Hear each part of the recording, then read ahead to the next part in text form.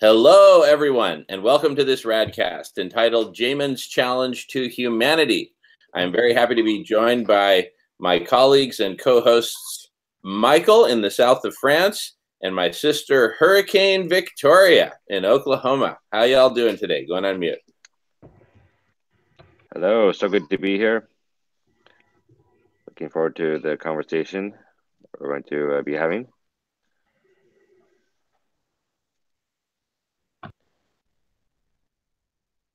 You're on mute, sister. You're on mute. You're on mute. Feel the same way. Glad to be here. Thanks for staying up late, Michael.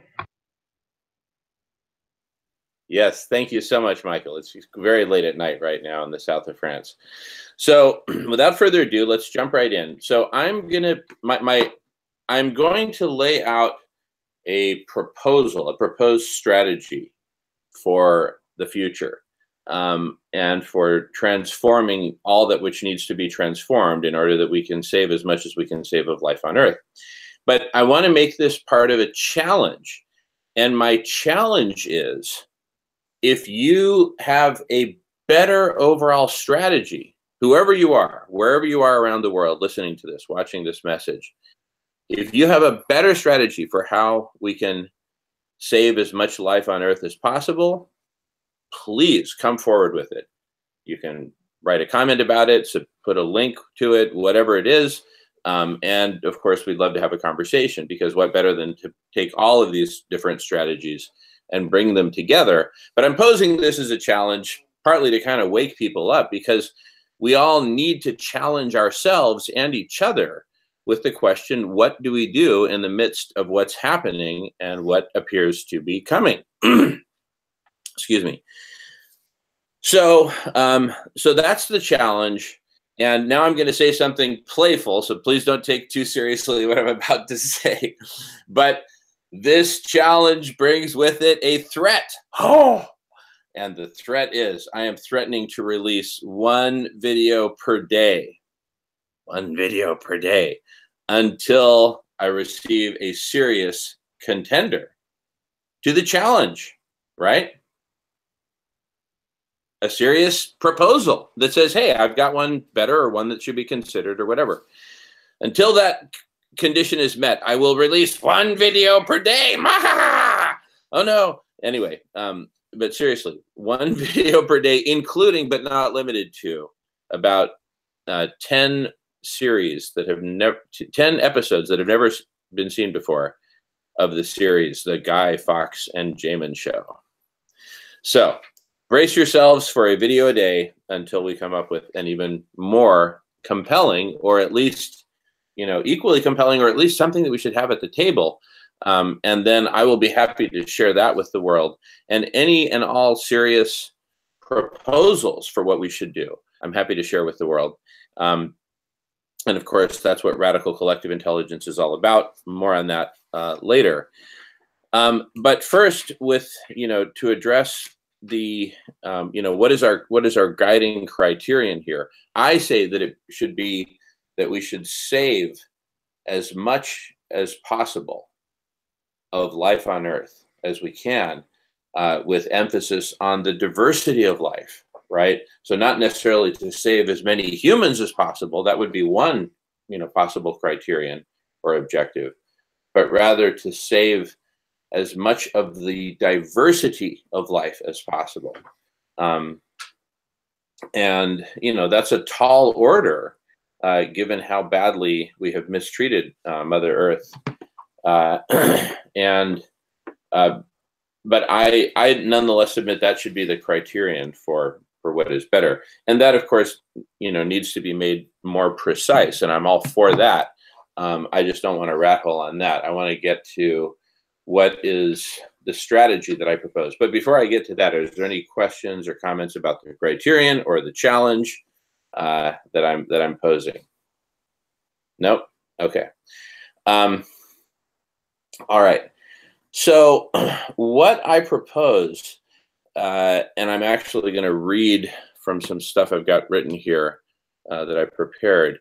And so therefore I can't see you guys on the screen. So if you have something to say, just jump in, please. Don't hesitate. So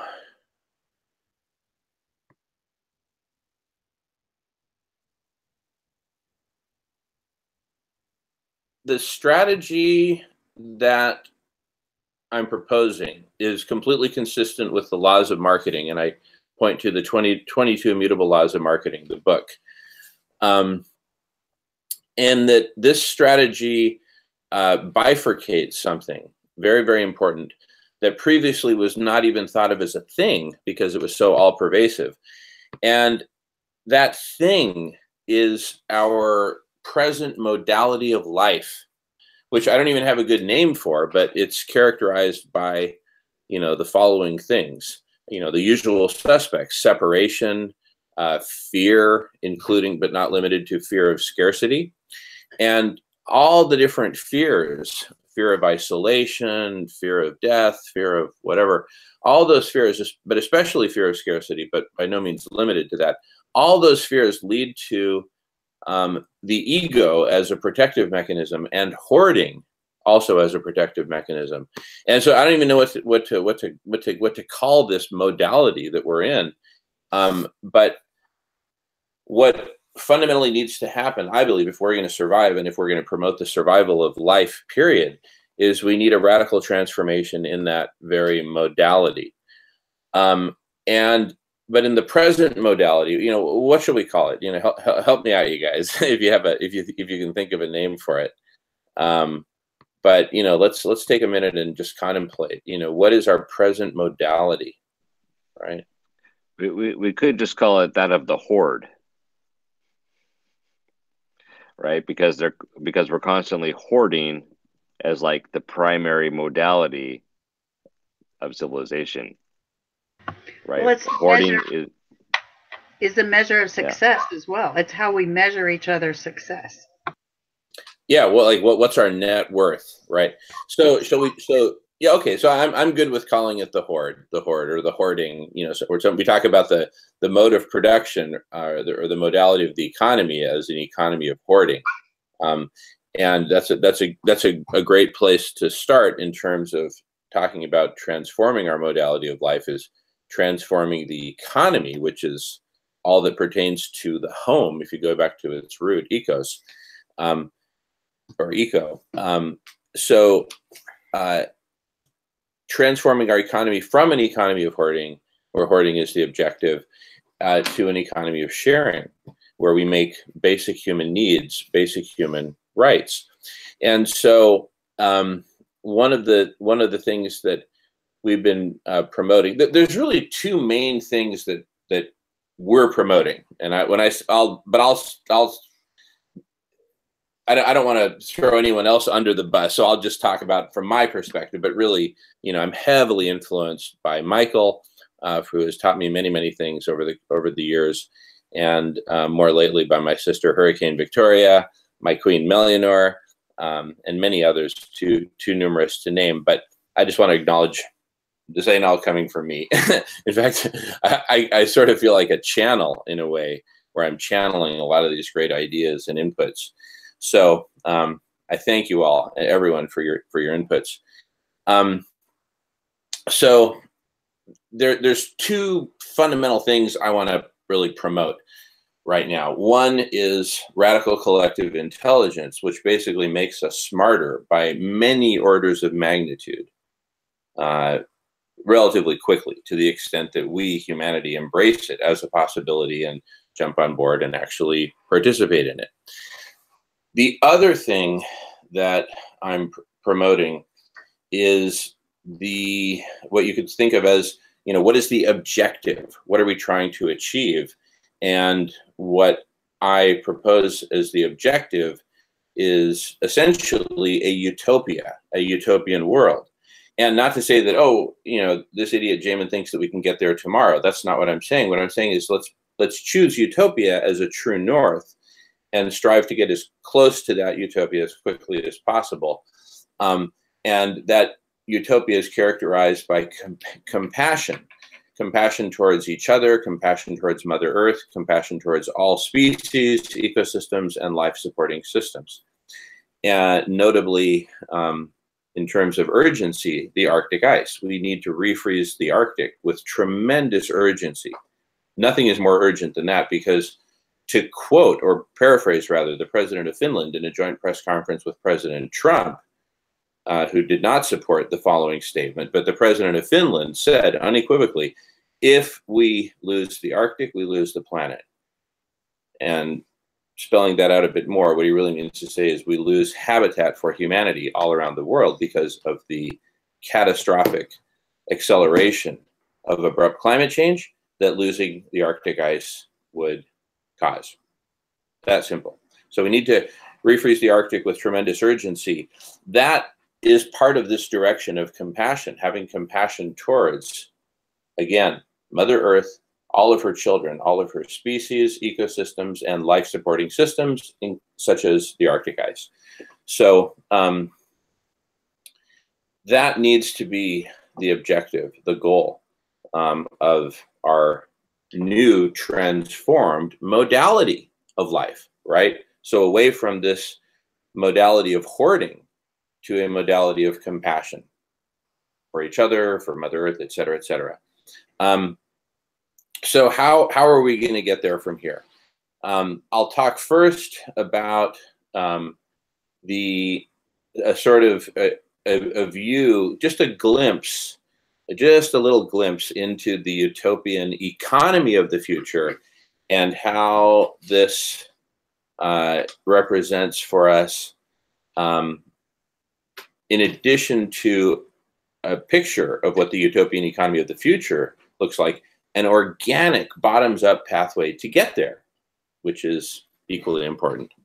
All right, so let me do a screen share here and show some images. But actually first, before I even do that, any questions or comments before I go into details there, into this compassionate economy that I want to give some glimpses of? I'd like to see it, and then perhaps for sure I will. Oh, definitely, definitely.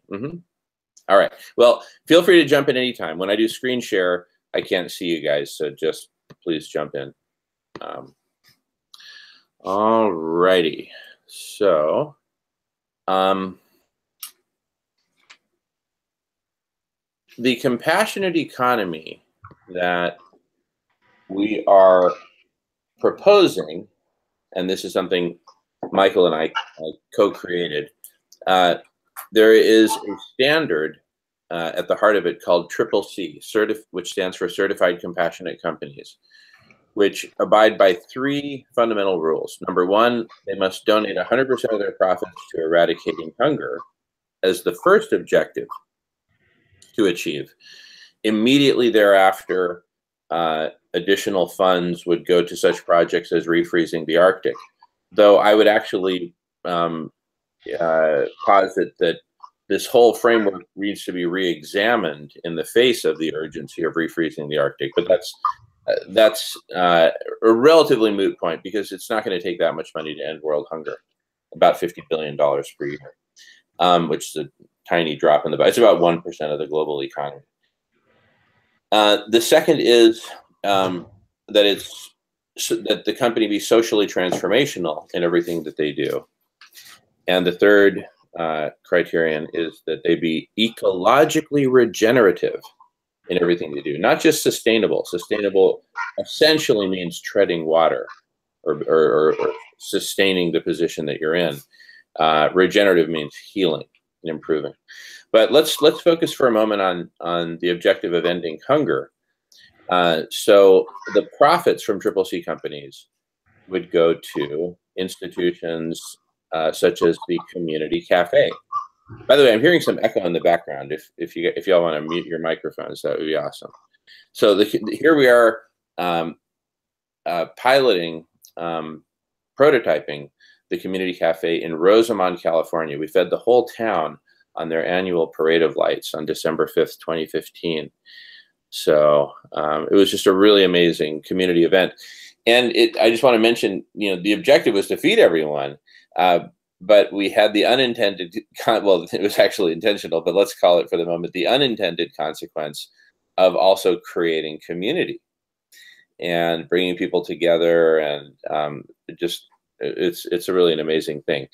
And this is part of a grand strategy we call the HUNGERLESS Games, where the profits from Triple C companies go to end hunger, that becomes a huge story and a global movement.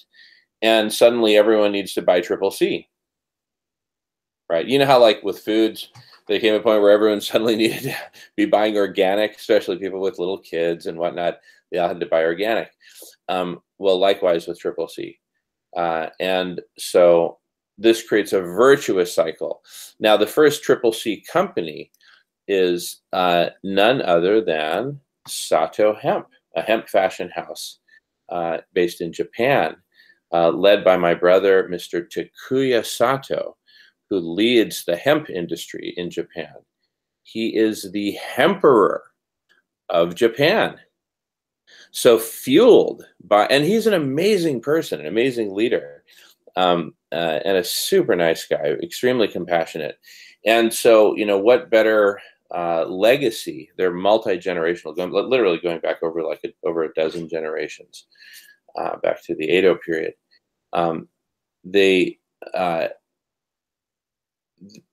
With the leadership of Sato Hemp, we're able to fuel such wonderful programs as the Community Cafe and transform the global economy through a bifurcating standard, Triple C. It basically divides every company, and it divides all companies into two groups, those which are Triple C and those which aren't. And whereas it starts off with just a few brave companies taking the lead, this can be part of a revolution of compassion to transform the world into a compassionate world. And so now, you know, I'm talking about a glimpse. I promised a glimpse of the utopia, and these are just a few glimpses of what that world would look like. But it would be characterized by basic human needs are basic human rights: food, shelter, clothing, healthcare, et cetera, and that hoarding is essentially prohibited. And so, you know, it means a transformation in ownership. Well, with the Triple C standard, the public, the people, can vote in or vote out this proposed new standard and modality simply by demanding to buy Triple C. So we would, for example, create a Triple C Amazon, right? Rather, a Triple C alternative to Amazon. And so instead of, you know, receiving your merchandise with layers of plastic packaging surrounded by a big cardboard box, everything would be delivered in where nothing is wasted. So, you know, plastic bins, for example, that are industrial and reusable, made with the right kind of plastic. Maybe they'd be, you know, hemp bins and baskets and boxes and whatnot. So we'd find very sustainable ways, regenerative rather. Hemp is a great example of a regenerative crop. Regenerative ways of, and most stuff would be delivered by bicycle, right? Why not? Everything from fresh milk in glass bottles, no more cardboard, no more plastic, to hot bread, where even the bread can be delivered if you have a sort of like a thermal box, right, on your front porch or wherever your delivery point is, where the hot bread can be delivered right into the thermal box. So there's nothing is wasted, and all the bicycle deliveries would mean that you create a whole bunch of jobs.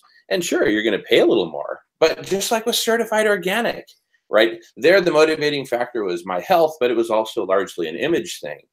With Triple C, image is certainly going to have a big role to play, because look, at some point we need to acknowledge the elephant in the room, that we've wandered into really extremely dangerous waters, and it's time for a revolution, not a violent revolution, but a nonviolent revolution of compassion, where Triple C becomes one of the hearts of that revolution.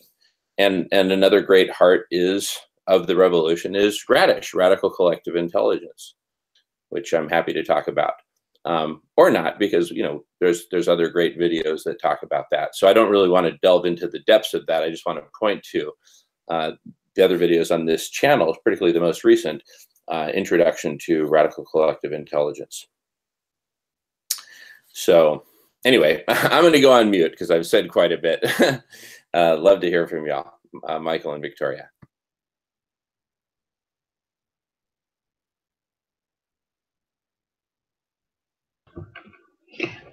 I think it sounds great, Jamen, and I think it's one piece. If I understand right, it's one piece in how we get there, with the Arctic still remaining the most number one important, quick thing we must do. I think what we have to be, pardon me, careful about, and this is my opinion, I would love Michael's and yours feedback, is the message we're saying is, okay, there's a way, there's hope, whatever that turns out to be. And I know you and I had spoken earlier about Peter Wadham coming out, the scientist from Cambridge, who has been studying the Arctic ice all of his career and has come out with, for him, he's saying is happening much quicker than he anticipated, and his credibility is, well, unquestionable in the academic and scientific community. So I think that we have to be careful of somehow coming up with a message and what we're trying to say, because if it gets so broad, I'm afraid that people won't understand the severity of that single issue. And I'm hoping that, you know, he has a beta test going, and that we could perhaps, and I know that's your that's the theme of Radish, Jamen, is to get all of this together. But I think that's someone who's come out in the last couple of weeks and saying, yes, this is and should be our number one problem. I'll go on mute.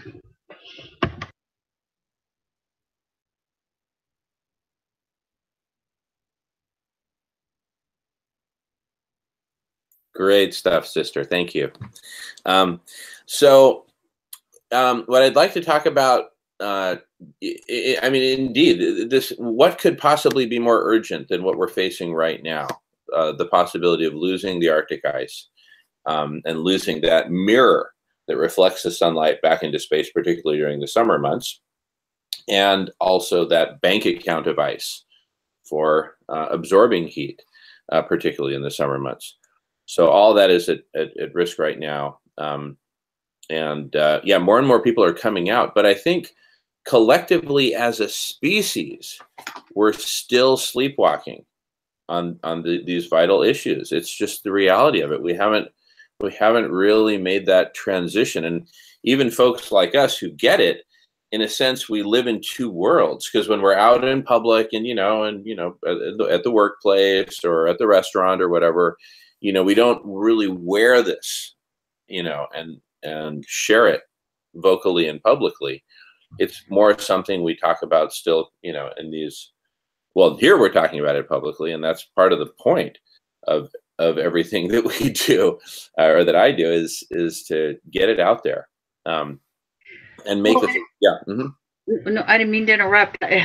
I spent some time today speaking with a friend of mine in Florida, very educated, bright woman, and I had shared the research and information with her about a month ago, and we were talking today about it. And she brought up, I thought, an excellent point. She said, when we talk, Victoria, you presume that I know what an ice-free Arctic means. You just assume we know that. And she said, until you sat down and showed me what would happen, she said, the average person, and even the well-educated people, don't realize, what does that mean for me? And I thought she made an excellent point. Yeah, education is a really critical part of the solution, and education about the Arctic ice. That's not something that we at Radish have taken on in particular, but if someone would like to start a series of conversations about educating the public on Radish, I would be happy to participate. So volunteers needed to take the lead on that. I'll do that. I'll do something on education. Thank you, Victoria. Oh my goodness. Thank you so much. Awesome. I will do at least a couple on education, because I found some really good, credible videos that would be great to post there. So I may need your help on that, Damon. my skills on this. Oh, I'll help you. You can just email them to me. We'll figure out the details later, but we'll do that as a proper series then. Thank you, sister. That sounds awesome. And you see, this is a great example of collective intelligence, where here we are in different states and in different countries around the world, and we're coming together and we're collaborating. We're going to co-create this series. One thing I want to talk about next is sort of like a little bit more about this big radical transformation from one modality of life to another modality of life, from hoarding to compassion, just to give it a name, and to look at where we're coming from. Like it or not, I believe we are all trying to make it in a world we perceive as dangerous, and within which we perceive ourselves as isolated, to varying degrees. But fundamentally, we're living in a modality where we see ourselves as isolated, separate beings, separate creatures. And the new modality that we can shift into, and I believe that that it's not just from one moment to the next you just flip a switch and you've shifted modalities, but I think it's something that we must prepare to make a shift into. And what I propose is a gradual, organic way of making this shift. And one way of starting to make the shift is starting to watch Guy McPherson videos, our videos, other videos on radish.org. And, just watching and taking it all in and thinking about it and talking about it is a vital stage in making the shift, or the transformation. And then I'm always happy to see so many comments on these videos that we post. And I welcome all manner of comments. And this is another part. Now you're actually participating in the conversation. And then, stage 3, if you will, is jumping in and actually participating in these live video conferences, which we record and often broadcast live, and sometimes often make it so that anyone can join from the public. And when you're in this public conversation, this is part of the new modality, which really characterizes radical collective intelligence, where it's basically humanity plugged in and ready and willing to use each of our talents, our skills, our skill sets, our knowledge, our experience, our connections, to participate in those conversations which are most urgent for producing the knowledge and the insights and the connections that are needed to co-create all of the solutions that we're going to need, not to solve all of our problems and make it all good again, right? I don't really have any illusions about that at this point, but to at least, not at least, but to change our course to that optimal path within the realm of that which is physically possible. Find that path which is optimal in terms of saving as much of the diversity of life and ecosystems and complexity of life in a long-term, durable way as possible in the face of what's coming. And that's a really tall order, a really, really, really tall order. But things that top the list are things like, for example, refreezing the Arctic, cleaning up the oceans, getting rid of those massive, Texas-size, islands of plastic in the middle of the Pacific, for example, sequestering carbon, stopping the contamination of the oceans and other water sources, et cetera, with a definite list of priorities, with refreezing the Arctic absolutely topping the list. Help me out, you guys. And I'll go on mute because I've been talking quite a bit again. I hear you, Jamin, and I know I sound like a broken record, but I think you're putting in all the different layers that are needed, and I appreciate and respect that. I think the reason I think we need education so quickly is so that people will realize why they should care. Yeah, it's not just going to be, Cape Town, South Africa. This is just the first major, as Michael said, metropolitan area to experience what's coming. I don't say that. I don't know. I'm not a scientist, but I've darn sure researched enough to know that that is what the world's leading scientists are pointing to. The time frame could vary, but any way you look at it, it's an emergency. It's an emergency. So I think all these ideas are great. I just think we need to keep our eye on what has to be first, and the rest of that will follow, but at least to have something to back up what we do as a species in the Arctic is going to spell it all. I'll go on mute now. Wow, thank you. Thank you, Victoria.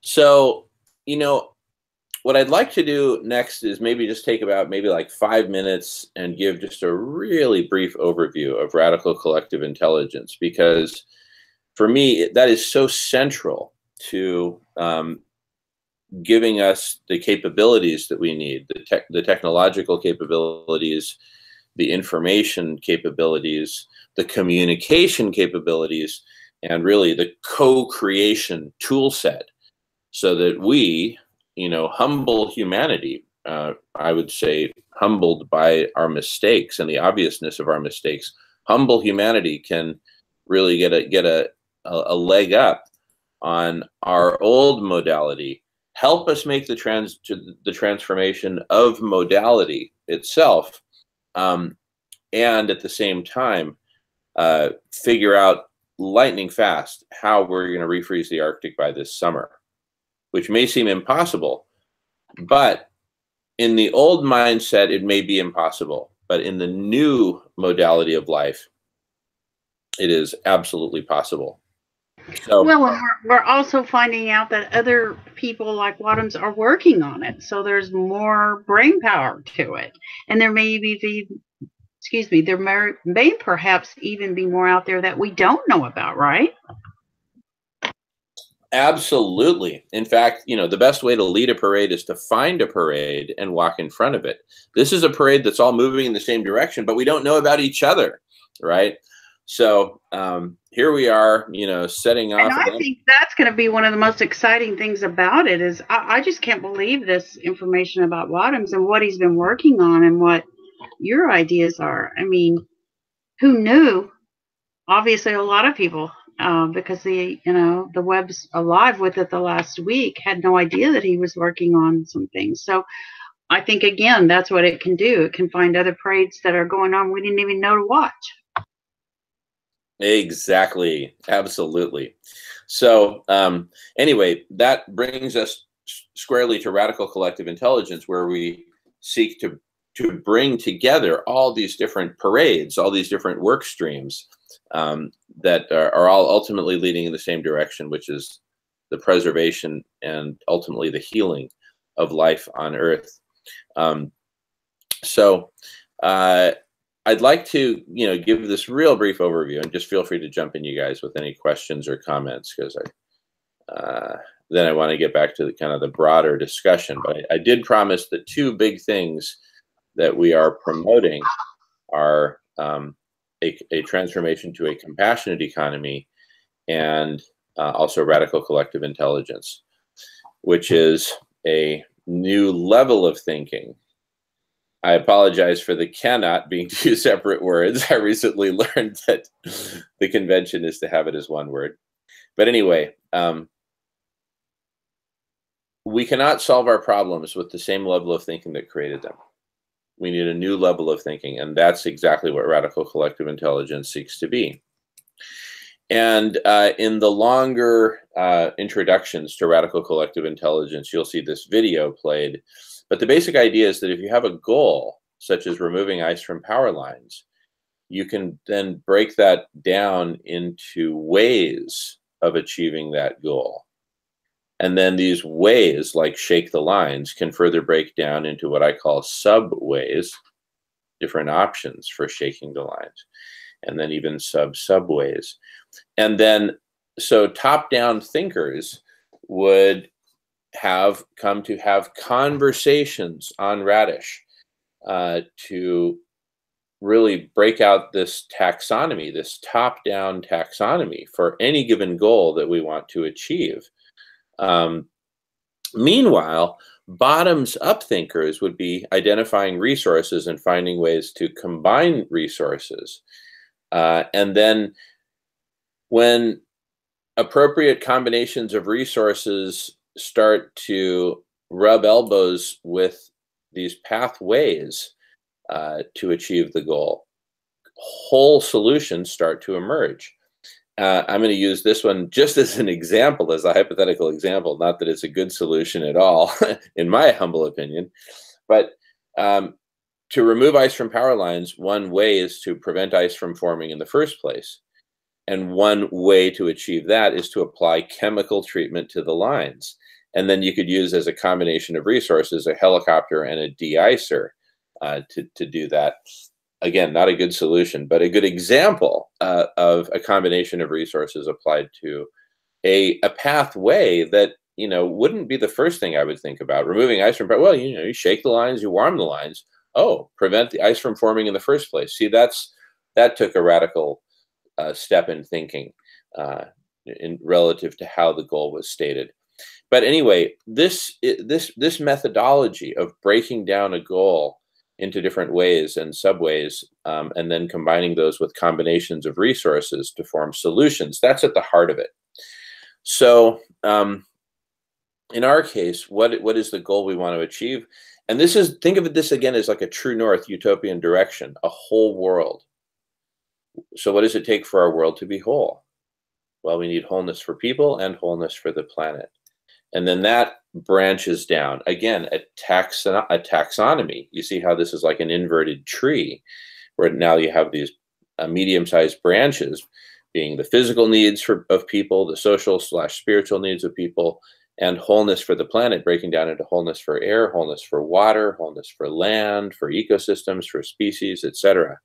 And just conceptually, you can just imagine this breaking down until you get to myriad leaf nodes of the inverted tree, these being very specific needs, which could include, for example, the need to remove ice from power lines, literally, as an example.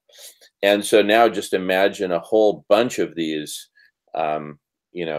taxonomies of ways and subways, etc., emanating down from each and every specific leaf node need of the whole world taxonomy of needs. So putting this all together in one big sort of visual map, you have the whole world from the top, branching down into leaf node needs, like removing ice from power lines, like feeding people, in this specific geography, like, sequestering carbon and methane from the atmosphere, like preventing methane from entering the atmosphere in the first place in terms of permafrost and Arctic methane, etc. Myriad taxonomies like this one, and then myriad combinations of resources from below, ultimately paving a way, I should say, clearing a path for solutions to emerge. So there's really multiple levels of thinking involved here. And the trick is that we don't put all this thinking on one single human being. We bring in the community, ultimately all of humanity, to come together as we make this phase transition of modality, from a modality of hoarding to a modality of sharing and compassion and healing. So imagine for each of these items that you see on the screen, whether it's one of these big topics like people and, air and water, or very, very specific topics like removing ice from power lines, imagine each of these being a topic where people can come together to have conversations on that topic, like we're having a conversation right now, where those conversations are recorded, video and audio, with appropriate screen sharing and other tools. And those conversations are transcribed, indexed, and then mapped to all of the various topics that that conversation touches upon. You see what I'm saying? You can imagine a very sophisticated mapping. I'll show some images of that in a moment. But now, so, this next screen shows, multiple different needs being mapped out and multiple different combinations of resources coming into existence to create multiple different solutions, because we want to look at this holistically. And when you start applying multiple solutions in parallel, interesting things start to happen. For one thing, these red lines that I've just shown indicate unintended negative consequences. Think of red as bad and blue as good, okay? So red are unintended negative consequences associated with a given solution. Again, think about that bad solution I mentioned a few minutes ago about to prevent ice from forming in the first place on power lines, use helicopters to drop, some chemical de-icing agent. I mean, it just sounds like a horrific idea that would cause, myriad unintended negative consequences. They're unintended. That's not the reason you went out and do it. You don't do it to kill birds and cause noise pollution and pollute the atmosphere and cause water contamination. You don't do it for those reasons. They are unintended, but nonetheless very real consequences to that solution being implemented. So we want to do this for all solutions. And now look at the blue lines here. Blue lines, think of like there's the main blue line, which is the main intended consequence, such as, removing ice from power lines or feeding people here or there, or, etc. Whatever your intended consequence is. Just like the red lines indicate unintended negative consequences, these lighter blue lines may represent unintended positive consequences, just like I talked about with the community cafes. The main intended consequence was to feed people, but an unintended positive consequence was we created community in the process by coming up with the community cafe solution. So the bottom line is, as we map out all these different solutions, we're going to generate this whole spaghetti factory of connections between the solutions and the various needs which need to be met, and look at the sum total of all the different impacts of all these different solutions. But that brings us to the all-important question of which solutions are we going to be implementing? This is a proposed solution, CCC, but ultimately it would have to withstand the test of fair competition with other proposed standards or other proposed methods. All together and have a money-free society, right? CCC and the Hungerless Games and even the community cafes that would be supported by them, they're all part of a strategy, the Hungerless Games strategy, which is a very organic transformation of the economy. It does not involve overthrowing anything, much less violently. But nonetheless, we would need to look at all of these solutions as candidate solutions. The Hungerless Games itself is a candidate strategy, so nothing's set in stone. We need to look at all these different possible solutions holistically and figure out which ones. It's really about meeting the needs of a whole world, and it's about healing and protecting to the extent possible, to the extent physically possible, Mother Earth during this very trying time that we're in and that we're entering in. So back to the big picture. Just kind of a repeat of what we were looking at before, but now bring in the conversational domain, bring in the people, right? Because what we were looking at before we brought in the people is an information map. Now you bring in the people, and what do people do? Well, they cluster together and they have conversations. And so what we really want to do here, a big part of radical collective intelligence, is we want to harness the power of these conversations. And part of harnessing them is capturing them, recording them. Okay, duh. Okay, great. Well, now that you've got them recorded, well, what do? Do you expect people to just watch hour upon hour of video? No. But what we would then do is take those video recordings and using artificial intelligence, transcribe them into text, into written text, and then take that written text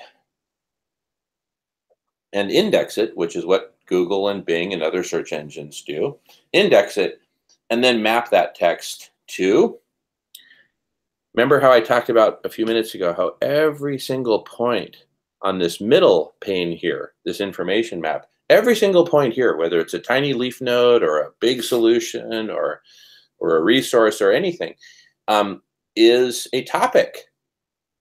So we're going to map the transcripts of these conversations to these different topics. Why on earth would we do that? So that somebody who's exploring the vast sea of taxonomies of all these different needs and ways and resources and combinations of resources and solutions, if they want to see, well, you know, who's working, this is a really interesting topic. I think I've got something to contribute here. Who's talking about it? In fact, who's talking about it right now? Right? And let's take it one step further. What conversations are happening right now about that topic?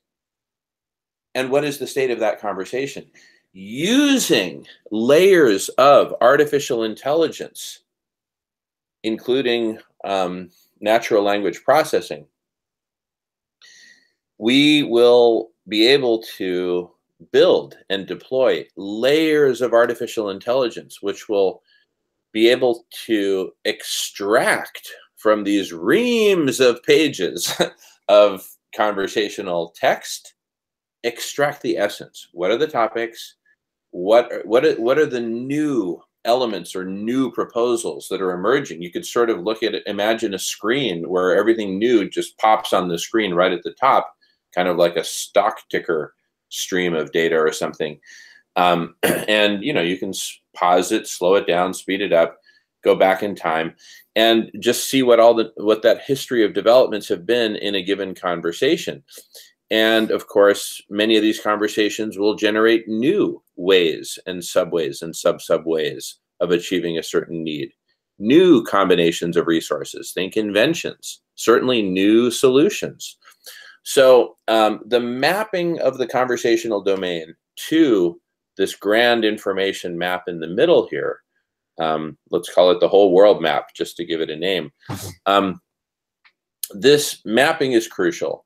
Now, in addition to mapping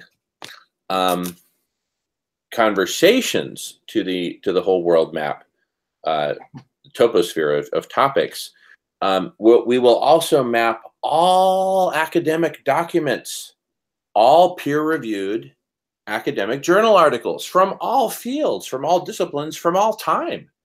Those will also be indexed and mapped to the taxonomies of topics here in the middle.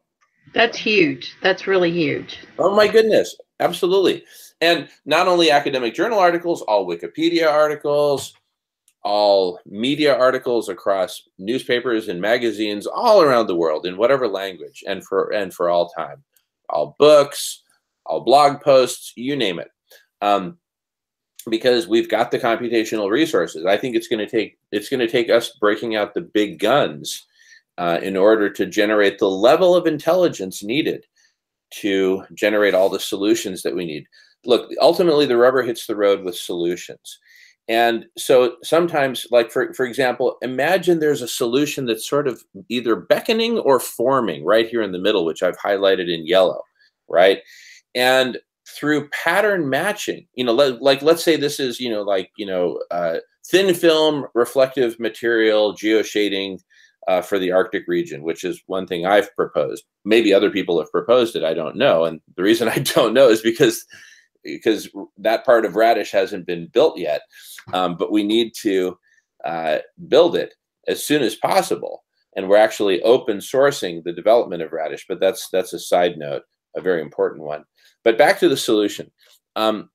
Through pattern matching, the artificial intelligence layers of the radical collective intelligence will be able to say, okay, if this is a hot solution area that's been prioritized by who? By the humans, right? You know, the humans will be able to vote on which, if people agree that refreezing the Arctic is a priority, they'll vote that it is. If they think something else is a priority, let them vote that in. But anyway, the people will vote in what the highest priority is. The community will. And then through pattern matching, the artificial intelligence layers will be able to determine, okay, for solutions that include these general characteristics, whether it's the application of heat or the deflection of sunlight or the freezing of liquid into water, into ice, or the filtering or the cleansing, or whatever the action is, right? There's certain things that characterize the way, the subways, that whole thread, that whole chain, other things that characterize the resources. Through pattern matching, the artificial intelligence layers will give suggestions of the type of diversity that we'll need in the team that will then come together to have a conversation about this, right? To the extent the team hasn't been formed already. And if a team has been formed, the AI is going to be looking for what's missing. And so, you know, with a whole bunch of people plugged in all the time from all around the world, you can imagine scenarios where the team itself that's formed, with assistance from artificial intelligence, but also just with its own networking and wisdom, they'll invite folks in, just like I invited you all here today to join me. That team will then be able to tell the AI, hey, we need a biologist. What kind of biologist? Well, hopefully the AI will have figured it out from the context already. A marine biologist, for example, right? Hey, we need, an expert, a chemical engineer with expertise in thermodynamics, right? We need this, we need this, we need, someone with expert in wind damping and windmills and whatnot, whatever we need to both stabilize, redirect the wind so that we can do the work of the geoshading that needs to happen. I'm just kind of throwing out, random examples, but of the kinds of scenarios that will be facilitated. And so whatever the people ask for or whatever the AI suggests will then go out as like pulses to the rest of the community and specifically directed at those members of the community who meet the criteria. Hi, I'm the marine biologist you called upon. I happen to be, online, and here I am. What's the deal? Well, we need to know blah, blah, blah. We're proposing this. What would be the impact on marine life in the region? Well, I'd have to study it more, but on first glance, I think this and this and this. Why don't we bring in Professor Bingham? And then boom, a minute later, Professor Bingham is in the video conference. I mean, this is totally possible, totally doable. And this is how these teams of people are going to come together and come up with solutions very, very quickly. All right, speaking of quickly, let me hurry along with the presentation. So over time, all these teams using all these sophisticated tools and artificial intelligence will come up with all these amazing solutions. We'll put these solutions through a simulator, which we sometimes call the global holistic model. But I think just to be more clear, I'm just going to call it a simulator because, like Sim City, but for Sim Earth, it will simulate the application of different solutions to different degrees and tell us the results. And an optimization layer will actually help sift through this ocean of possible solutions to find the optimal set of solutions and the optimal deployment plan for optimal results. And kind of the big picture view of how quickly this all can emerge, not with numbers, but just the idea, the driving forces behind it. Imagine that the platform for radical collective intelligence, with all the artificial intelligence layers, simulator, optimization layer, et cetera, et cetera, et cetera, are represented by this blue box. That's a platform. That's the platform for radical collective intelligence. And atop that platform, an actual intelligence emerges as the members get together and start to use the tools and access the data and have conversations with each other, which of course generate more data, which then gets processed, et cetera, et cetera, et cetera. And as time goes on, the intelligence grows and grows and grows. But to some degree, a large degree, it's actually constrained by the quality of the platform itself. And so among many other solutions that this actual collective intelligence will be generating, co-creating, will be, drum roll, the next generation of the radical collective intelligence platform, which in turn will support the growth and evolution of a much higher form, a much larger, a much more powerful form of actual collective intelligence, which in turn will generate lots of different solutions, including but not limited to the next generation of the platform, and so on. So you see this runaway train of exponential growth of radical collective intelligence as a real challenger, a real contender to abrupt climate change, which is also accelerating exponentially. We need an exponential contender to the exponential crisis and predicament of abrupt climate change. So anyway, with that, I'm going to go back to video so we can see each other. And I'm going to go on mute because I've said a lot in a short period of time. But before I go on mute, that was just a recap of radical collective intelligence. So again, big picture, there's two big things I'm promoting: radical collective intelligence and a revolution of compassion, bringing on a transformation in our very modality of life. I'm promoting an organic path. Others will promote other paths. Let's come together and talk about it. Maybe we'll create a hybrid path. So anyway, that's big picture. I'm going to go on mute. Love to hear everyone's thoughts. Go on mute. Sounds like a very succinct introduction, as it turns out, to radical collective intelligence. You didn't delve too deep. You say you weren't going to delve too deep into it, but I think that was a very good overview in terms of the dynamic involved with brainstorming and collective intelligence. You know, that collective intelligence being, in a sense, the antidote, right, to an individualistic, mode of life. Totally. So the collective intelligence itself, the collective intelligence platform, becomes, in a sense, training wheels for us humans who are, born into captivity and born into having beaten into us this modality of life that we're all separate and we have to hoard, and those aren't your toys, these are your toys, this is your room, and go to your room, and that sort of thing. This whole separation thing, that we can be separated from each other, that we are separate. Radical collective intelligence participating in this process is like training wheels to saying, hey, that's not the case. It doesn't have to be that way. And what a delicious, wonderful thing for all of us to join together, commune together, and co-create together. In fact, we sometimes call it a massgasm, because it is like it's this joy of coming together and co-creating. It's awesome. All right. So I really love that aspect of it. And then likewise, Triple C, starting with putting compassion in fashion with Sato Hemp, and then other radical brands that I'm borderline afraid to even talk about publicly. I'll take your guys' guidance on that. But we can have sort of an organic transition of the economy, one brand at a time, and it builds and builds into a movement, just like radical collective intelligence is building little by little. So both very organic, but both very absolutely revolutionary. Going on mute.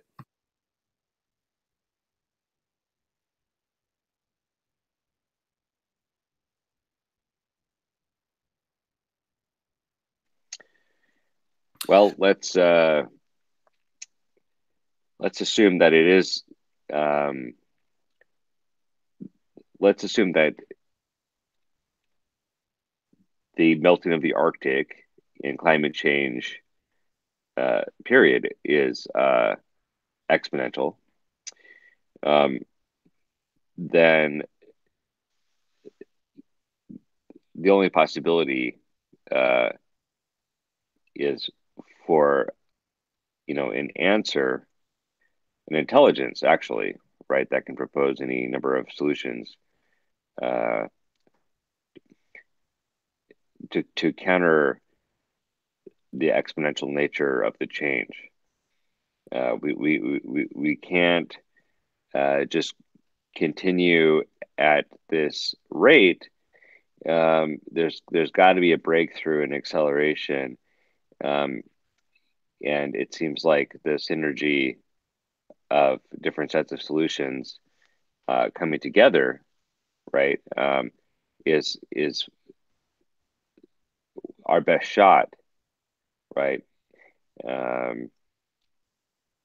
Because it's not so much that there aren't a lot of solutions out there, but a lot of solutions on their own aren't going to solve any number of complex problems that require more than one. And we don't know where all those different solutions or theories even are at this point, which is what we're hoping to achieve here. Right. So we need to map them and merge them.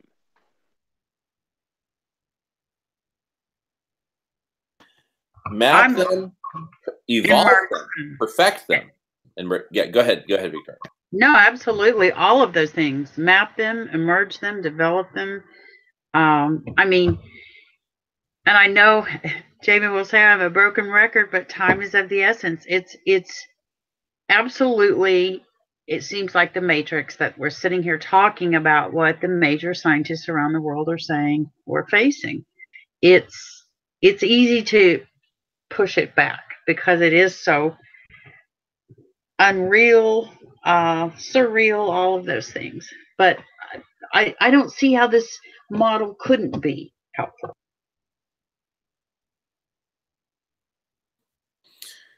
Yeah.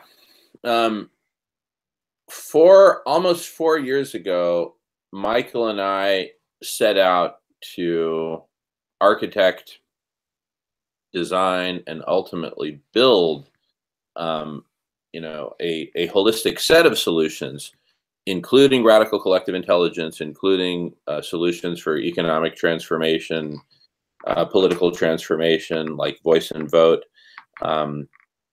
myriad platforms that we've been working on over the years.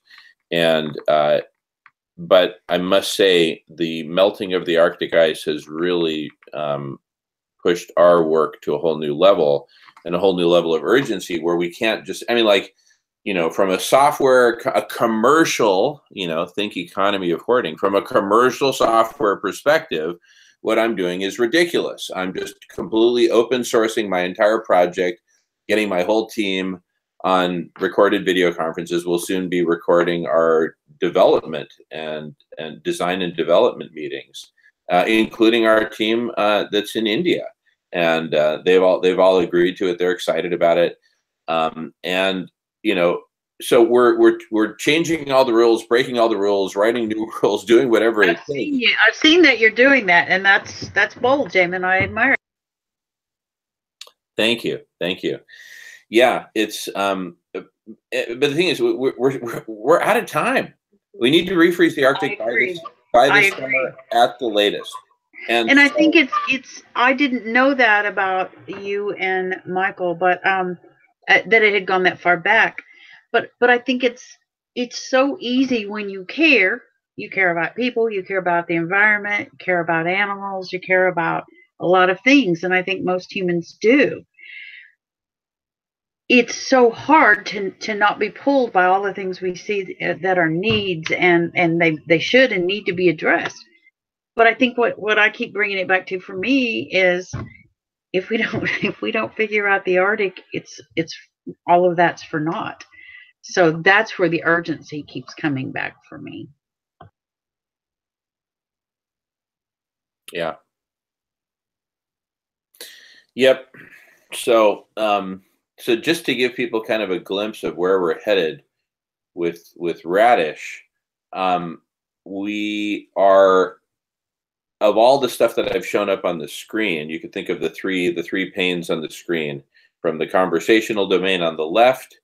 I don't know if you're seeing my left or right or whatever, but from the conversational domain to the toposphere, the whole world taxonomy in the middle, to the simulator and optimization layer on the right-hand side. Of those three, we're starting on the far left. We're starting with the conversational domain and facilitating these kinds of conversations. The subsequent step, and and the building off of conversations and the building off of other people's conversations, and in fact even combining conversations together and forming whole new combinations. Anyway, there's lots of cool features that are actually facilitated with what we've just launched in private beta, which we're about to expose to the world. If it's not exposed already, I think it may actually be already exposed. On just go to conversations.radish.org. I'll supply the link and other information in the description below, but conversations.radish.org. And for those folks who would like to join, please contact us on radish.org and request a membership. Know that it's in beta, and so that means all that it means, and also whereas whereas we get a lot of comments on our YouTube videos that are quite negative, and oh, that's never going to work, and these are all the reasons that's never going to work. We're having our own sort of comment section within Radish for each of these videos and each of these conversations. So that YouTube will essentially become sort of like the nosebleed section. But, on Radish, we'll have more thoughtful, constructive conversation. And that's a really important filter to have. And it's basically, the filter is, well, there's really two parts of it. One is it's about respect. But more to the point of what I'm referring to now, actually, most of the comments on YouTube are respectful. That's not the issue. But the main filter there is that they be positive and constructive, and that they be seeking of solutions, and that they come at this from a place of, I want to do the very best that I can to help save as much of life on Earth as possibly can be saved, as is physically possible. And let's roll up our sleeves and get to work. So what we don't want inside the house, so to speak, are a bunch of people throwing stones, right? We've got enough of those outside the house, so let's keep them outside. So, we encourage, look, I love the YouTube platform. I love that there's freedom of expression. And so, naysayers welcome on YouTube, not so much inside radish.org. So anyway, but we're in the process of launching that and making it more and more of a public thing where more and more folks can participate. If you're ready and willing to jump in and join the conversation, please contact us through radish.org. Tell us a little about yourself and where you're coming from, so that we can then make the determination, hopefully a simple one, of yes, come on in. And there'll be a certain code of conduct and whatnot. And that has to do with respect and at multiple levels. I reference a really good academic book written by a professor at Stanford, whose name escapes me at the moment, but the book is called The No Asshole Rule. That's literally the title of the book. And it's a very serious academic book. And it's about the importance of ridding the workplace and organizations generally of assholes, people who consistently exhibit intentional assaholic behavior. As opposed to the accidental jerk who, maybe, doesn't really filter that well and from time to time says something inappropriate. That's different. Okay. Eccentric personalities. Yeah. There's a difference. There's a difference. Exactly. And, and it also includes, if someone's being a bit too loquacious or spending too much time on a particular rat hole, you can say, hey, let's move along. Move on. You can say that respectfully. Right. Absolutely. And there's no red card for someone being loquacious, but but they might get a yellow if they do it consistently and they know that they're doing it and they do it anyway. And for all I know, I deserve a yellow card or two from just today's video. I'm just saying. Yeah. Well, I appreciate the explanation again, Jamen. I really do, and I think the possibilities, they have to be, this has to work, and I think it will definitely, particularly with, like I say, people like Wadham's coming out and with the ideas that he has. And I, again, tip my hat to you. And Michael started this 4 years ago, and what you're doing now, I think it's getting the word out and giving people the chance to get on board. And I think we just got to keep putting our heads together. So thank you both.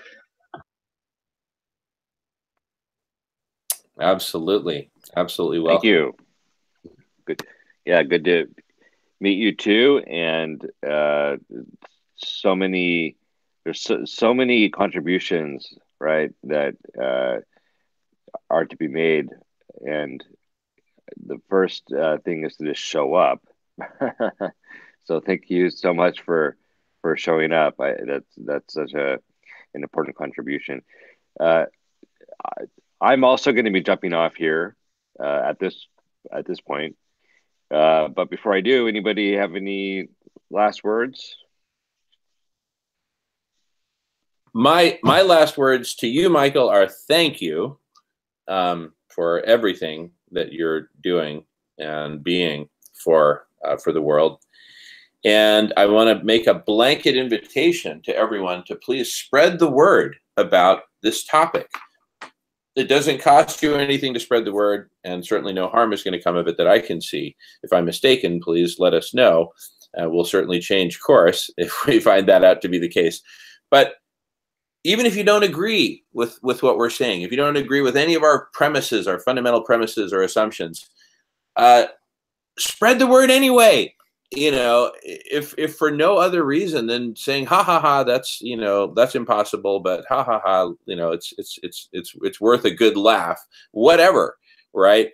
But for whatever reason, spread the word, because those of us who are on the positive track and choose to remain so, we need to come together. We need to find each other, and we need to come together. And I invite you to meet up on Radish, radish.org. Contact us to be invited so that we can have a conversation about your joining the private beta, and join the party. Let's get it on. As soon as there's a few hundred of us participating, I predict that some really amazing critical mass stuff is going to happen. And then we're just going to be taking off like a rocket ship from there. So let's get to the hundreds. It's not going to take us too long to do that. And I also want to put out a special call to computer scientists, programmers, architects, mathematicians. We need all of you now. We need to build this out as quickly as possible, get this radical collective intelligence exponentiating, so we can generate all the solutions that we need, starting with refreezing the Arctic, et cetera, et cetera. Game on. Let's get it on. We can do this. Game on, guys. Let's keep going. Woo! Michael, sleep well. Jamen, keep that enthusiasm coming. Appreciate you guys very much. All right. Love you both. Love you all. And to all, a wonderful night. And we'll talk real soon. Thanks so much for watching. Thanks so much for participating. And please spread the word, and we'll see you on radish.org as well as on this channel. Arigato.